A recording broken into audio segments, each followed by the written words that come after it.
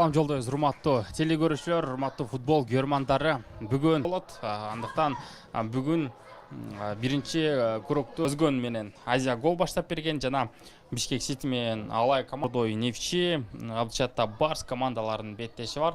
13-чү тур алкагында. Ал эми Калсын ышкырыгы жаңырды. Ошму командасы топту оюнга кошот.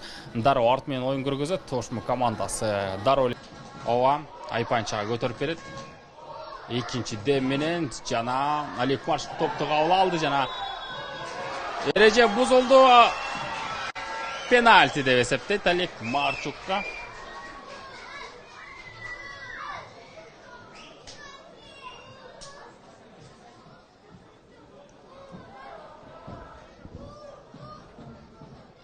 Ышкырыгы жаңырды. Максат Алыкулов шашпастан сокку бар жана гол.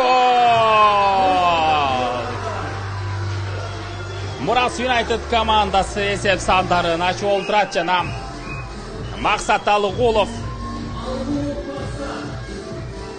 кайрадан жардамга келет Мураска.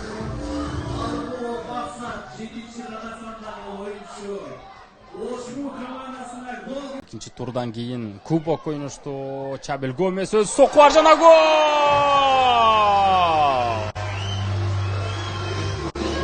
Мурас Юнайтед командасы эсеп сандарын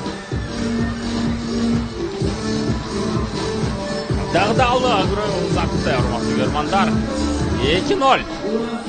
Бүгүн Жалал Абад шаарында Курманбек стадионунда Мурас Юнайтед командасы өзүнүн көрмандарын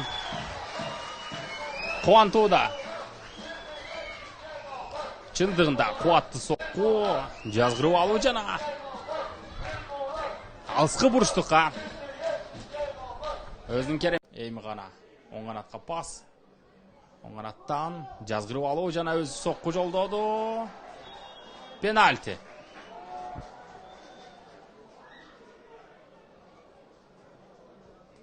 Байкап көрөйлү, бул жерден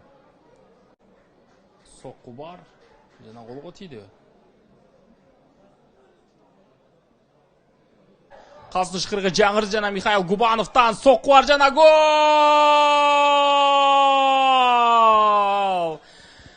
Ошму командасы оюндун 72-чи минутасында эсеп сандарын кыскартты жана интрига уланууда. Эгерде Ошму командасы алгач алдыдагы минуталарда эсеп сандарын теңдей турган болсо, анда Мурас Юнайтед командасы дагы гол. Айпача чыгарып берет жана Максат Алыкуловдон баш менен сокку бар жана гол. Ричардтан сокку бар жана дарваза астынан бери кыйла жогору. Бул мүмкүнчүлүктү да канчейин колдон алган жок.